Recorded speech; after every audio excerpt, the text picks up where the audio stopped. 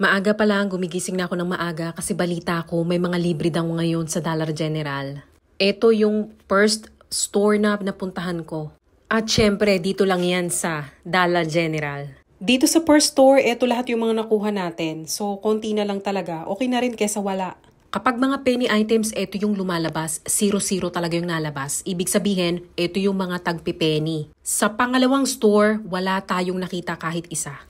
Sa pangatlong store, hindi ko inaasahan na may makikita akong ganito kalaki. Kasi nga, mostly lang store ay talagang na-wipe out na talaga. Kaya nagpepeno yung mga items, eto yung mga dating naka-sale pero hindi nila naibenta. $19.50 ang original na presyo nito.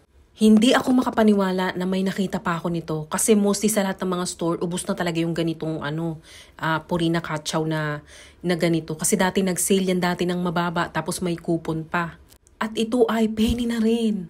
Huwag niyong kalimutan na i-check yung mga clearance aisle nila kasi minsan may mga penny din dito. So, chinik natin yan at ayan ay penny na rin. Rule number 1. Hindi ka pwedeng magtanong sa mga employee kung nasa na mga penny items. Rule number 2. No penny will left behind. Lahat ng makikita mong penny, kunin mo na. Bakit? Kasi kapag alam ng employee at alam nila na may mga penny dyan, lahat ng mga maiiwan mo, kukunin na nila yan at ilalagay nila yan sa backroom. Pangatlong store, ito yung gagamitin nating pambayad. Ito ay 35 cents. Happy yarn!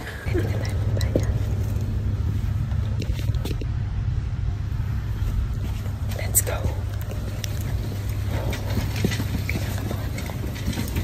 Kahit ilang beses kong gawin ang pagpe-penny shopping, talagang may kaba pa rin every time na gagawin ko to.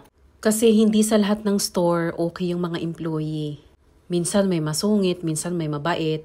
You just never know kung ano yung magiging reaction nila kapag nakita nila kung magkano yung babayaran mo. Habang nilalagay ko to sa sasakyan, talagang ansaya-saya ko dahil ang dami kong nakuha ng mga penny ngayon. Hindi lang dahil sa marami, kundi dahil lagi talaga namin tong ginagamit para sa mga alaga namin. You see, kung nag-stop na ako sa unang store at pangalawang store, hindi ko talaga ito makukuha. Ito yung pang-apat na store, Bokya ulit.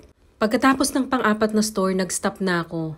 Nakauwi na tayo at sa first store, ito lahat yung mga nakuha natin. So dito, ang binayaran natin ay 11 cents. So ito, lahat lang ng ito. Yan ang first store. Ito naman yung pangatlong store, lahat ng ito. Si Pepper, tingnan mo yung itsura ni Pepper.